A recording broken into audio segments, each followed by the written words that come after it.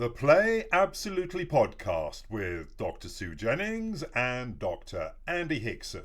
Hey Sue, hello, and it's our second podcast. People will have already watched this, although it hasn't gone out yet, our first one, due to premiere tomorrow. That's exciting. Good to see you. How are you doing? Fine. Looking forward to this sort of show being on the road. So Can't wait to get the first one going and hear from people. I do hope they'll send messages, comments, ideas in. Yes, it would be good to get some interaction with our audience, however small or big it is. And if they start giving us some ideas about things that they'd like us to explore or talk about, we'll certainly go down there. So please do, everybody that's watching, leave a like, subscribe to the channel, and also leave us some questions. Last week, so the last session, we talked a lot about messy play. And one of the things I was thinking about is that with messy play, now I thought about this because lately, I mean, as you know, I live in Wales, and the rain here it just doesn't stop. So much rain. Outside right now, it is pouring with rain. And I was thinking, messy play, what's common about messy play and the weather we have right now? Water. I wanted to think, is all messy play have got some link to water? Mud, that's got water mixed with earth and so on. I think so. Definitely. Remember the beginning of life, the infant is actually in water for 9 months, give or take. So they're surrounded by warm, slimy water, and that water bursts when they're born and goes everywhere. Well, hold on. That image, slimy water. I just want to check. It is slimy. It has slimy, is it? Okay. What? Explain to us non-women. Okay, I'm a man. Although I've been present at the birth of all of my children, and we've had water births, had cesareans, had natural births. So I think I've almost done all of them. I've never, thankfully, probably, apart from my own birth, of course, which I can't remember, I've never actually touched or felt the fluid. Is it called amniotic fluid? That's right, yes. Yeah. So tell us about the sliminess. What is it? Is it sort of silky? It just has a slight texture of sliminess. Okay. It's not just water. Right. There's a slimy sort of context to it, which of course when the baby's born makes the baby even more slippery. So of course. Babies have to be held very tightly when they're being born. Which of course in itself becomes not just water but quite messy play at birth. Would you call that play then? So is birth a form of play? It's the beginnings of play. Beginnings of play. I wouldn't say it's nowadays nurses and doctors put the baby straight onto the mother's chest. Right. Whereas in the olden days, babies had to be washed and weighed first. But now they realise that skin-to-skin contact is rather more important than washing and weighing, and that comes later. So you've got the water starting really from birth itself. Right. And eventually, shortly after the birth, the baby will be washed very gently. But the contact with water has happened from the beginning of life. And in my own experience, children that I've observed generally are drawn to water play. Okay, so just let me roll back. Let me roll back a second. Mm-hmm.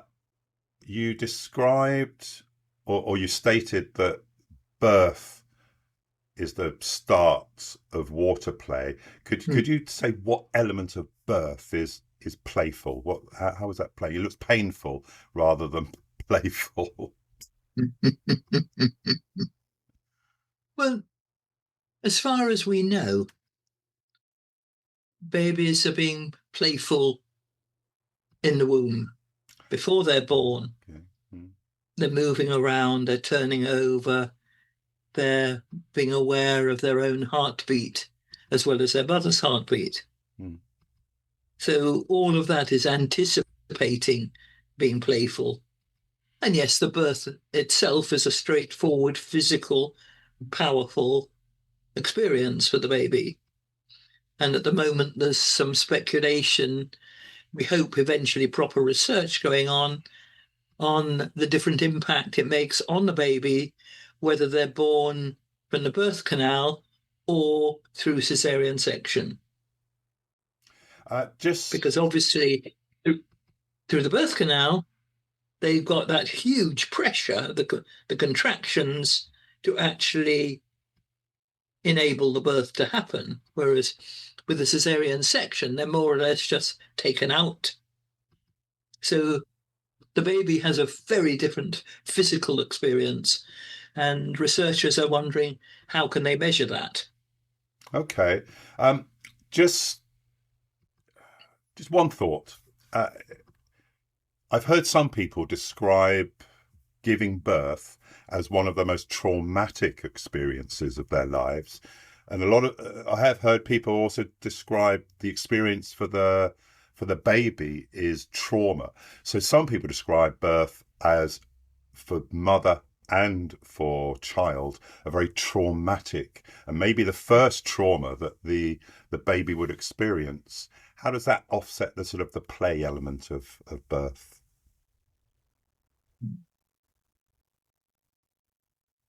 It varies, obviously, with individual births. Some people describe their experience as easy as shelling peas, that they're encouraged to have one baby after another. For other mothers, there's extra long labour, extra extreme pain, and yes, it is traumatic. We know that water births, particularly if there's a water birth at home, does help to ease that trauma. But there's always this scaremongering, you better have the baby in hospital, what if something went wrong?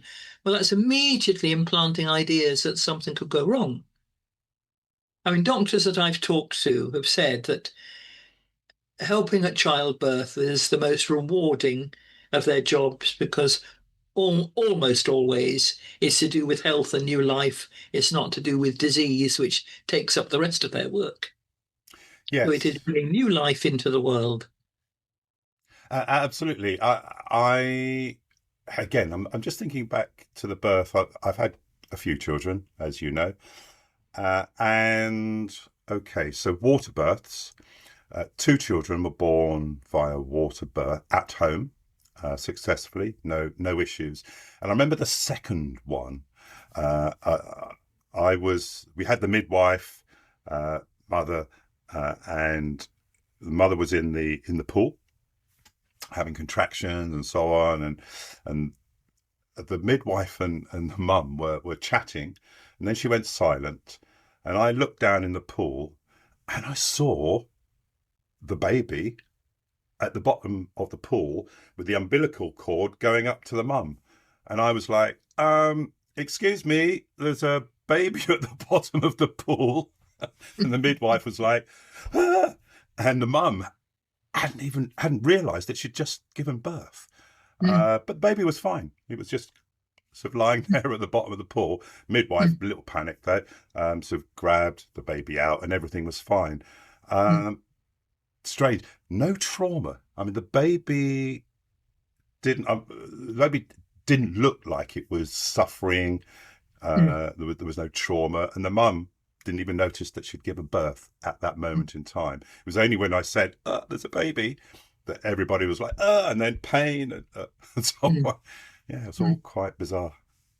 Fun though mm. for me. Of course, it's also suggested that the Western custom of cutting the cord very quickly is something that can produce trauma. Oh, Whereas you and I know from our time with the Temiars, they don't cut the cord straight away.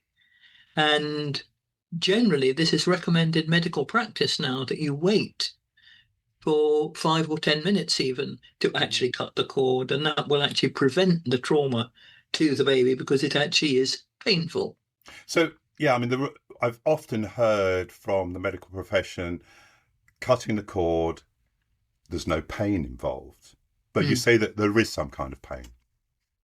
If it's cut too quickly. Okay. So I think now we're here, we have to talk about our shared experience. Of course, not your first experience of childbirth, but my first actual experience of childbirth that I remember, not my own, of course, when we were in the jungle with the Temiar, and we were both helping this woman give birth. So in the jungle, no electricity, no fresh running water, and she's giving birth. There's no drugs, painkillers, or anything like that. And I'm a young teenager helping you help this young woman give birth for the first time. Now, I remember lots of screaming. I remember it was really hot. And apart from the birth itself, which was, I mean, that's imprinted on my mind. I mean, it for a 13-year-old, an amazing experience to help deliver a baby. But the job I was given afterwards was really interesting. So you're talking about not cutting the cord, of course. So after the baby was born, if you remember, it was, as you described, put straight on the mother's chest at that point. The midwife sort of patted around the head a little bit and then put the baby onto the mother's breast. And then no cord was cut straight away. And then the remaining contractions, after a little while, brought out the rest of the afterbirth, as we call it. And then I think the midwife used a sliver of bamboo to cut the umbilical cord. It was never taken, so there was about that much left on the baby, which eventually dried and just fell off on its own. But the afterbirth, the placenta and all of the disgusting, yucky stuff, as you described, the messy stuff, I was given, and I was told to take it out of the village and to hang it on a tree. I still don't know the full implications of why I was asked to do that, but I know of no other person that I've shared this story with that's had that experience, and I still don't know the full implications, but it was powerful for a 13-year-old. Powerful, I can tell you that. Well, I think we could put it in the context of how the Temiar treated space, that things were on the ground or off the ground or in the village or in the forest. And in fact, what they asked you to do was to take the placenta, and it was wrapped up, I think, in cloth, and put it on a tree so it was maintained off the ground. Yes. And it wasn't quite in the jungle, not quite in the village. Kind of, it was I was asked to do it like at the entrance. So one of the jungle paths that came into the village, it was just before you got in and just before you entered. So the baby, once being born into, should we say, society, civilization, off the ground, the placenta needed to be kept off the ground. Okay. Interesting that the Temiar didn't eat the placenta like they do in some cultures. Yes, some tribal people in Malaysia do, I think, don't they? But not the Temiar. I don't know. I mean, I've eaten the placenta a few times. I know there's a thing in America where they have placenta parties. They make some pate out of the placenta and invite friends and family along to share the placenta pate on cheese biscuits type thing. But most people I've ever shared that I've eaten placenta show me a face of disgust. It's quite interestingly because I'm vegetarian, of course. So the only meat I've ever eaten is human, really, which is kind of weird. So we touched briefly upon that when we were talking about messy play last episode. Let's delve a little bit more into water play specifically. So not water mixed with stuff, but just pure water. How does water play fit in to neurodramatic play? Your speciality, of course. Tell us more about water play and why you think that's important and a benefit to us. Well, for me, it's important because it shows a continuation before birth and after birth, that water is there, that connection is already familiar to the baby because they've lived in water all that time. Okay. And water is something that they start to gain control over. Initially by splashing and not splashing, kicking the water, splashing it with the palm of their hand, and then realizing that water is something you can't pick up. Usually the baby will try to pick up water, but it will just trickle through their fingers. Well, there's a learning there. Something is happening. And when they're a little bit older, the pouring of water, you know, from one yogurt pot to another, or through a spray bottle or a watering can, you notice the baby fascinated with the movement of water, and they'll repeat it over and over again, the pouring and the sprinkling, and the difference between the sensation of splashing water and then little drops of it and so on. I mean, water itself has a multitude of sensations, and all of those can be developed through water play. So you could say that water play probably is a primary play because it starts before birth. Okay, primary. Later on, of course, then it starts changing and forming because we start mixing things with the water, and mud pies and sand and water and all of that we've talked about before. But I don't think we should leave out that essential stage of water for its own sake. The other thing I find most infants love, and that's if we freeze the water and they can play with ice cubes. Ice cube play is great fun, particularly if you can add some food colouring and have rainbow ice cubes. Right. And all sorts of things of rattling them in a pot, seeing them slide across the tray, and can you catch them? How long can you hold an ice cube for before you have to drop it, and so on. And then the whole thing of melting. So the ice cube then turns to water.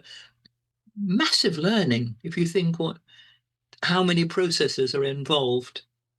And I always remember a little trick as a youngster is using a sieve. How can you transport a pint of milk or a litre of milk from one side of the kitchen to the other side of the kitchen? And the answer is you freeze it. And once the milk's frozen, of course, it won't drain out, which would be the same for water. I just want to flip it, just to sort of test boundaries and so on, and your thoughts. You've already described one person, and I know of two people that won't go in water, won't swim in the sea or anything like that, because of you said, of fear for water. What about some of the cons? You know, what some of the difficulties or the things that we need to think about in terms of being more negative for some people and not a positive experience. Some of the things we need to be careful about when engaging in water play. I mean, the first that I would suggest, quite an obvious one, is water will make things slippery. So there's the risk of slipping over. If the water's too deep, there's risks of drowning, I suppose, especially with very, very young children. But mainly slips and falls is the first thing that comes to mind. Is there anything else? Also, if we haven't had lots of water play, whether it's a washing up bowl in the garden and a hose, or whether it's lots of water play at bath or in shower time, if we haven't had all that, I think sometimes adults are a little bit hasty assuming their children will automatically run into the sea at the seaside and play in water when actually this is a first experience. Mm, And certainly, I've seen a lot of children when a wave has actually gone over their heads, ending up really quite terrified mm. because, of course, they open their mouth and gasp and get a mouthful of salty Salty water. seawater to make it much, much worse. Mm. So I think sometimes assumptions are made about water play that it's all very well, but if we're not prepared for it, we're not already going to a swimming pool with an adult and learning the first strokes of swimming and so on, then that takes time. So you're suggesting that we need to mitigate certain dangers. We need to build into it gently, maybe have some practice and safer areas. And, you know, if you're working on, say, working in a bathroom or something that's likely to get wet, have towels or floor mats or something like that, which is gonna help, which is great. The other thing that comes to mind is sort of contamination. People might be allergic, for example, to some substances that you put in water. And I mean, there is I think, a very rare condition that some people, when they get water on their skin, actually they feel like it's burning them as well. I can't remember the name, but I have heard that. And of course, we can't ignore the fact that rivers and seas themselves are far more polluted now than they ever were. Mm. And that is a real worry, both for eating the fish in the sea as well as playing in seawater itself. That's particularly noticeable, I think, on our visits to the Temiar jungle, where when we used to live there in the 70s, the water, the rivers were pristine. You could see to the bottom of the rivers then. But now, the Malays and the Temiar describe their rivers as Teh Tarik. Now, Teh Tarik is, of course, a very milky tea. So it just looks like a brown, milky, and that's what the rivers look like. And they complain that because that's all of the logging and so on, churning up the sediment, which makes the rivers very difficult to use. And as you said, very polluted. Well, certainly the Balkan countries, notably the Czech Republic and close by, they have their own way of dealing with dangerous water. They have a water spirit called a vodnik. Hmm. And vodniks are quite monstrous in terms of webbed feet and almost frog-like faces. But apparently vodniks inhabit the shallower waters and entice children to the water because vodniks want to steal children's souls. So they're used as a fear object to children when parents said, don't go near the river because the vodnik will get you, or don't go near the seawater. Mm-hmm. So it's quite interesting that they actually have a fear object to prevent children going in the water. I think we can continue to encourage water births. And some of the birth units in hospitals also have the possibility of a water birth if people are anxious about giving birth at home. And encouraging water play, I mean, one very interesting example I have when I was working in the orphanages in Romania. I visited one of the centres and they were lovely, lovely carers there. I had a small number, 15 children, not the vast ones of previous years. But the washing machines had broken down. Oh. And they said almost all the children wet the bed. So they had to wash sheets daily by hand. So I said to them, well, see what happens when you encourage water play with the children every day. And they said, don't do that, they'll wet the bed more. So I said, look, hard and with the sun. And I went back a week later and they looked so excited. They said, more than half the children have stopped bedwetting. Oh, amazing. So that's another factor. I think, I don't know what the scientific proof is, but for me, it's something about if children start to control water outside their bodies, they then start to control it inside. Ah. So I recommend to parents anyway, try to stop the bedwetting by encouraging water play. What about for some children, maybe who are severely on the autistic spectrum, for example? Some water play might, with all the splashing and so on, give them sort of some kind of sensory overload and not be a positive experience. Sensory overload is something we do to children. I think children themselves, generally speaking, regulate themselves with So the water how play. do we do it to children? Could you talk a little bit about that? Well, it's so easy for grown-ups to get carried away, and we're going to the seaside and all the excitement and all the build-up, and we're going to run into the sea and so on. Whereas, just take it easy. Allow the child this opportunity to discover, to explore. So don't If we tell them everything beforehand. Let them find out for themselves. Exactly things they can find on the seashore. I mean, that magical space between the sand and the sea, when things get washed up, magical stones, shells, pieces of wood that have been rubbed by the tide.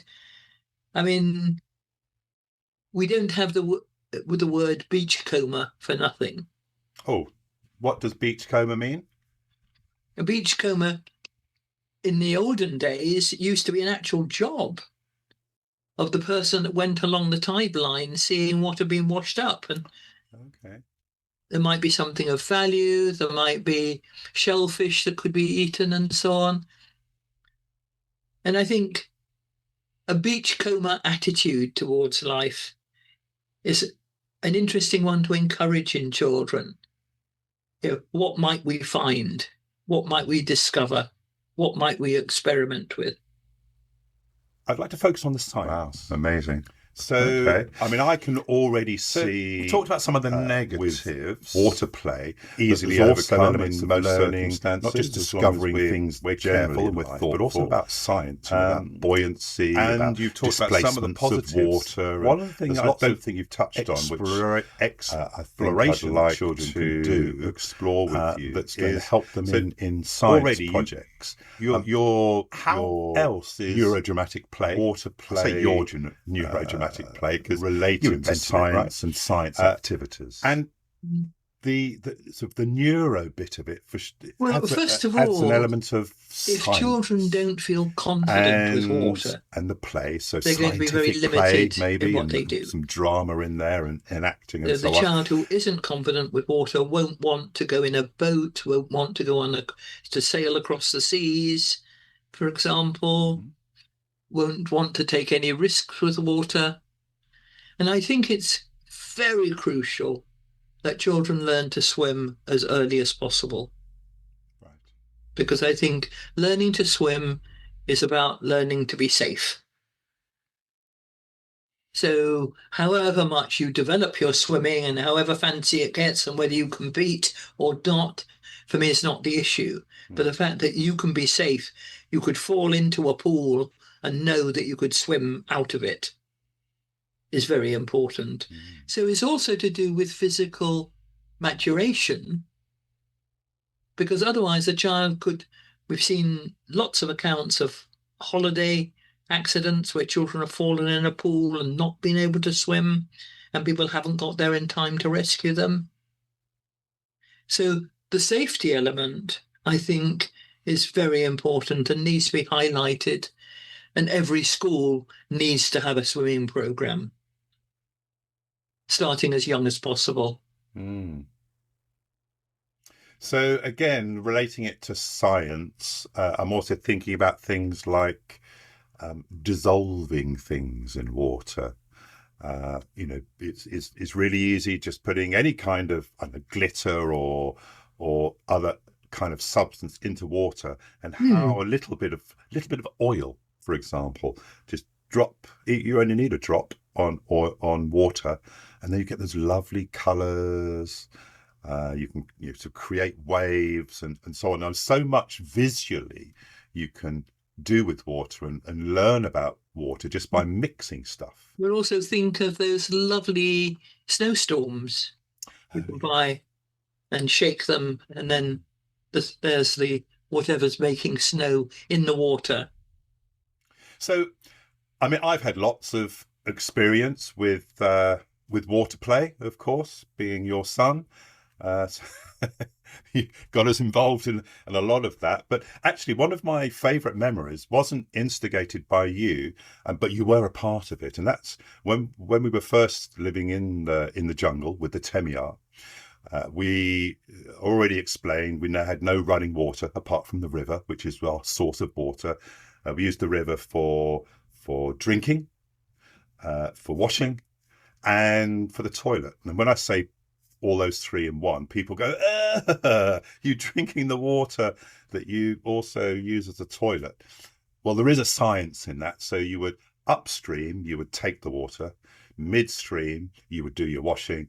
Downstream is where you would use it as a toilet. And without being too graphic, one of the things that used to blow my mind in the early days is that, right, I try and say this in a way that's not too disgusting. So if you wanted to do a number two, you would squat over the edge of the bank of the river, or often they'd put a raft on the bank. So you'd squat with your bottom sticking out over the water. You'd do your number two. And I've never talked about this with you, so I don't know if you ever had this experience, but quite a lot of times before your thing had hit the water, you would get fish jumping out and eating it. And whenever I tell people that, there's already what a sight. But anyway, that was just an amazing experience. But what I wanted to focus on was the middle bit of the river, so the water play. So that's where we washed. And when we went for a wash, and because it's so hot in Malaysia, we would do this several times a day, go down to the river, because that was one way of cooling off. And we used to wear sarongs. Now, for those of you that are unaware of what a sarong is, it's not just a length of cloth, but it's a length of cloth that's been sewn. So it's like like a tube. Like a tube, yeah. Like a giant boob tube, but for your body. So what you used to do is you tie it around your waist, you'd go in the water, and you'd find a way to jump in the water at the same time as you're jumping. So as you're mid-air, you would sort of open up the sarong to let in the air, and then before you hit the water, you would close it. So it would be a bubble of air, and you would sort of float around the water, and lots and lots of great fun doing that. And that was, you were sort of saying earlier, some people don't like water that much.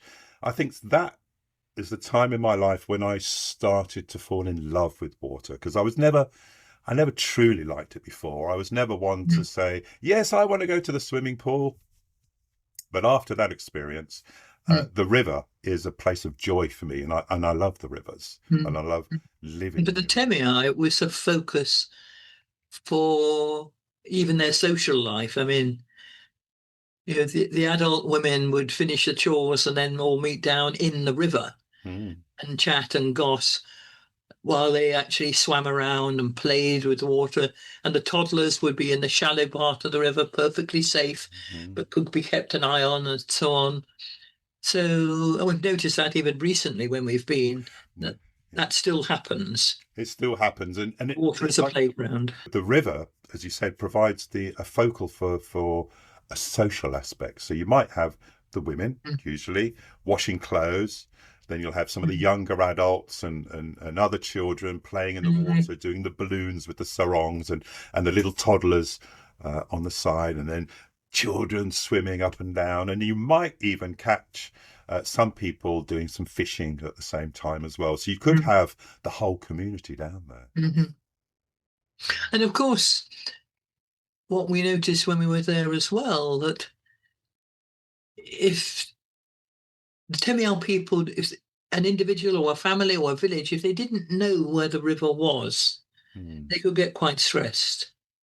Somehow the village was marked by a river. There were riverine people. And they needed that knowledge that a river wasn't far away. So when they went on an expedition, I noticed they still had an understanding that the river wasn't too far away. Now, I don't know if you remember this, but when we came back from Malaysia, so pre-Malaysia, when we went to live there in the 70s, we were living in London, in North London. We went to live in Malaysia, and when we came back to the UK, we went to live in the Midlands, so not in London, but we briefly, before we moved up to the Midlands, we did spend some time in London, and we had a trip. I remember you were driving in the car, there was me and I think my brother and sister as well. So that the four of us were traveling in London, still all sort of shell shocked from coming back from Malaysia. And we were lost. And you know, in those days, you didn't have mobile phones or sat navs or anything like that. You know, you had to rely on a map, or you wound the window down and asked somebody. And I kept saying to you, where are we going? Why don't you just ask somebody, Mum? And you were like, Andy, I don't know where I am. I'm trying to find the River Thames, and then I'll know where I am. So you sort of lock that in your brain, that even you at that stage, you had to find the river in order to be able to find your That's way right. back. That's right. It's rather like having a compass. If you knew where the river was, then everything else would fit into place. Yeah. Wow. So it's kind of funny. It's more related to last week. And you brought up the term mud pies. I had a play. In fact, one of my first performed plays was a play called Mud Pie. And we had a 3-week run there in London of this play. But talking about messy play, it was a messy play in terms of a theatre performance. And it had me on stage naked in a full-size barrel that was filled with mud, and I was in there. So Mud Pie, and it was a messy play. Yeah. Right. I remember it well. You do. Okay. So benefits of water play. Now, I know for me, working with neurodramatic play, you know, it's a lot to do with dealing with change in our lives, or sort of looking back at traumas that we've experienced and trying to find ways to deal with those. So in that sense, a lot about transformation. Does water play link to safety? So we've talked about being safe when engaging in water play, but in terms of finding safe spaces for us, and I think feeling safe is something that a lot of people, for a variety of different reasons, are struggling with right now, feeling safe. Does water play in any way link to or help us create or find a safe space for ourselves? I think the presence of water, or even, for example, at nighttime, if you remember in Malaysia, the sound of the river was very soothing. And it was very difficult getting back to London and not having the sound of water to soothe us to sleep. So I think that's one area which we so easily lose sight of now when there are other noises at night that we have to deal with. And I'm quite sure the soothing effect of the running river is one aspect of helping us to feel safe. But whether or not there is water there, I do think the notion of the safe place is very important. And when children get uprooted, maybe through no fault of their own or their family, and have to locate from one school to another. I mean, just recently today in the news was about a woman that was told to relocate to the other side of the country, right away from friends, relatives, support. Her teenager was in the middle of GCSEs. And when she said it wouldn't be a good idea, she was actually challenged and threatened with loss of benefit. Really? When actually she was behaving in a very responsible way, not to just uproot everything she and her two children stood for and locate 200 miles away. Eventually, she got a specialist to report the detrimental effect it would have on her and her family. But I felt very sad. She shouldn't have had to prove it. No. Surely that is obvious. When we have a home, if we have to change homes, it shouldn't be too far away. No. I mean, some people would say that as a basic human right is the feeling of safety. From my reading of the news, and we're not going to go into each individual topic because there's too many out there. There's a lot of people that have never experienced safety from childhood, from birth, if you like. And I think both of us are well-travelled people. And I was trying to think about, as you were talking there, where have I felt safe? Because, I've lived most of my life in London.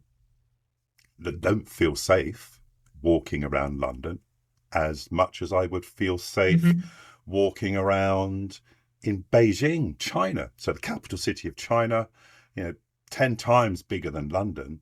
And yet I could walk around Beijing, at 2:00 in the morning and not have the slightest worry. I can be holding my mobile phone. Nothing will happen. I've done it many times. The same is true of Tokyo as well. And I think the other place, so we've got the two extremes, two of the biggest, most populated cities in the world, Beijing and Tokyo. I feel safe, and I think crime is so low anyway. And the other place, complete contrast, which some people might think is super dangerous, is in the jungle, living with the Temiars. We've got all these wild animals and creepy crawlies and poisonous snakes and spiders and tigers, and yet I've never felt safer. Why is that? Yeah, that was extraordinary. And that was just for the whole family. We felt safe, but also we were in a community, and the community that knew we were looked after. I mean, they actually adopted us as family, if you remember, in the end. And we suddenly found we'd got hundreds of relatives who kept coming and knocking on our door and saying, well, I'm your cousin or uncle or whatever. And sorry to interrupt you, but I should say it wasn't, for those of you that might be thinking, oh, I know why they adopted you, it's to get something out of you. We didn't have people knocking on our door saying, I'm your cousin, give me $5 or give me something. It was never that. In fact, very rarely were we asked for stuff, but it would be people knocking on our door saying, oh yeah, I'm your cousin, your brother-in-law, you're this or you're that. And they would give us what I would describe as gifts. Do you remember, the somebody with that huge rack of bananas that lasted us for months. They just, we didn't even know them, but apparently we're related to them. They dropped them off at the house. And so many experiences like that where they would drop things off for us as well. Part of a community. So that's important, community, in terms of safety. Very important. The wider community, not just the nuclear family. And the fact that the nuclear family tends to be more the norm in the UK now means that the adults don't have the same level of support as they would have within a village, within a community, within 3-4 generational families too. When Granny lived upstairs and Auntie round the corner. Do you think that's happened naturally in the UK, or do you think it's by design for some reason that we've lost, really, I would say most places, apart from maybe some smaller rural communities, we've lost that sense of community, not just with our neighbours. I know many people living in London in flats, surrounded by people. They've and they've never spoken to one of them.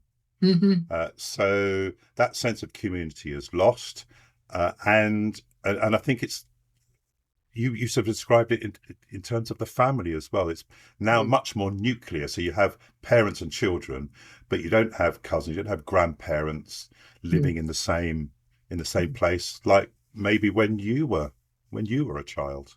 Because even I didn't experience that growing up. It was very much nuclear family, apart from when we went to live in the jungle, which is where our lives transformed. And I think it was that experience of before jungle and after jungle where we developed that notion, as far as we could, of community. And if not family nearby, then friends nearby. People one could call upon. There's been much talk recently in the media about, do you have someone you could ring up in an emergency? And if so, who would it be? Okay. So do you think, you don't have to name them, but in an ultimate emergency, if anything went wrong, something happened, do you have one or a number of people that you feel confident enough that you could just at 2:00 in the morning ring up and say, yes, I need help? You've got those people, have you? Initially I thought, gosh, no, I haven't. And then I thought, yes, Okay. yes, I do. Okay. I know who these people are. And then I insisted to myself that I wrote down their phone numbers and their emails Good idea. near the phone so that they was there. Yeah. But I mean, it takes something. We've had to actually consciously do that as an exercise. I mean, continuing this theme of safety and feeling safe, many children are refusing to go to school. I mean, far more than ever they used to be, because they don't feel safe. And of course, a lot of that's happened post-COVID.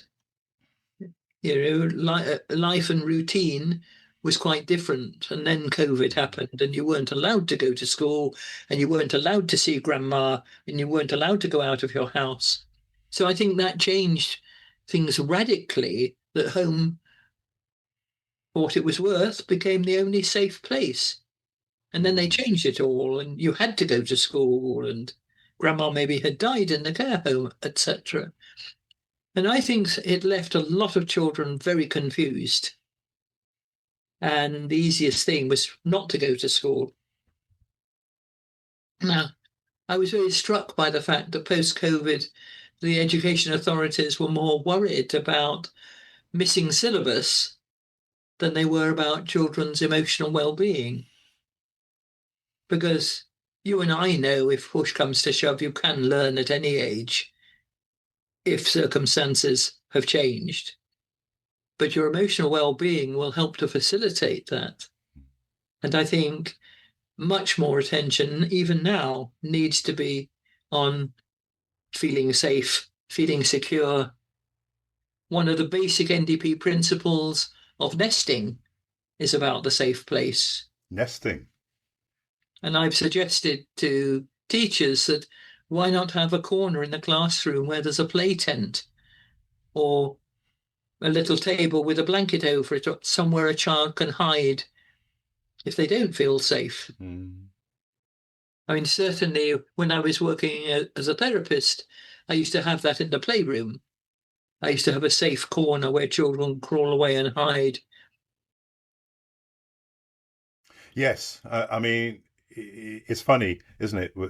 Just thinking about that is, it can be used both ways. Those small, tight spaces, little cupboards and so on, could be a scary place. Particularly, I've heard stories of as a punishment, children being locked underneath the stairs or something like that.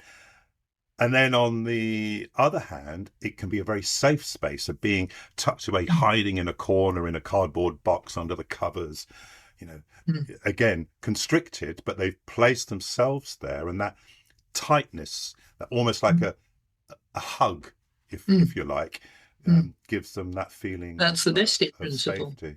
That's the nesting principle. Is the hug? Is it being held, contained, in with the Temiar and many other Asian groups? and African groups too, you can be contained because you're either in a wrap held to the back, or if you're very, very small, held to the front. So you're carried around and contained. Otherwise, a rocking cradle. Where have rocking chairs and rocking cradles disappeared?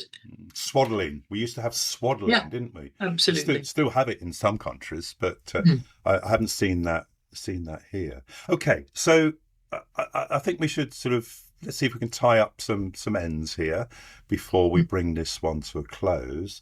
So safety, let's explore. I think without wanting to sort of be dismissive of people's experience, because some people's safety or lack of safety is a lot more extreme than others. I mean, people in war-torn countries, when they talk about safety, is going to be much different than somebody in central London that might be worried about getting on a bus and who's going to be on there, their personal safety there. Can we give maybe a couple of examples of, if people aren't feeling safe and secure, are there any activities, anything that they can do that will help them in their own lives feel that little bit safer? Obviously, it depends on the age of the person. And I think for children, having some reassurance that they are safe, that they are looked after, that they are listened to. You know, when the child wakes up in the night and says, "Mummy, Mummy, there's a monster under my bed," it doesn't help if Mummy says, "Don't be silly, there's no such thing as monsters." I mean, I think more and more play therapists are realizing that there is a certain reality of the child, that there is such things as monsters under beds. And therefore, what can we do to help children feel safe from the monsters? Okay.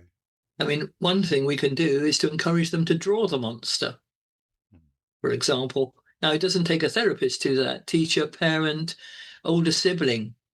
If a child has a nightmare or thinks there's a monster behind the curtains, "Oh, tell me about it. What did it look like? Did it have big eyes or small eyes, or and so on?" So the child starts to externalize it, create it. And once they've created it, they've got control over it. The same as when you dramatize, "When I'm going to be a monster," and so on and so on. Once you can be the monster, you're controlling it. So I think the sort of creative activities that all of us could do with children without necessarily being a therapist as such are really, really important. I think with older children, teenagers and so on, encouraging them to think of ways. It's always an interesting question with a teenager if they talk about something scary. Well, what do I do? And it's a feeling, I'm not sure. To say to them, well, supposing I came to you and told you about one of my fears, what would you tell me? And again, it empowers the teenager to start thinking of solutions. Yes, indeed. And it makes me think, particularly this creating this safe space, of one of the principles I believe of social theatre. So social theatre, the many strands of social theatre, one of them being about helping people deal with issues and topics that affect their own lives, social issues. One of those is anxiety, fear, this feeling of safety. So within social theatre, as you know, often we create safe spaces within which to work. So let's go with bullying. It's anti-bullying week very soon. Maybe when this podcast comes out, it's going to be anti-bullying week. And one of the things we can do to help people that have been suffering bullying of some kind is put them in create a safe space for them where bullying can be practiced, but in what I call a safe way. So they can then find ways to deal with that bullying. So it's like a real life scenario, but they know it's safe. They know they're not going to get stabbed, killed, or whatever. And whatever is said, they shouldn't take personally. But creating that piece of theatre where they can perform ways of dealing with that issue is safe, and it's as close you can get, I believe, to real life without it actually impacting negatively on your life. So creating a safe space within the group, within the community, as we talked about, is super important. Yeah. So, and that sort of leads on with a friend of mine called Jeff Thompson. He's he had a very negative history in that he was a bouncer and was involved in a lot of fights, but he sort of flipped it and turned to be a man of peace from that. And he talked to me about how he dealt with fear and creating safety for himself. And he said that he would find ways to, these are his words, to marinate himself in the fear. So he would be feeling that fear, he would be feeling it, and then at the end of it, oh, I'm still the same, nothing bad has happened to me.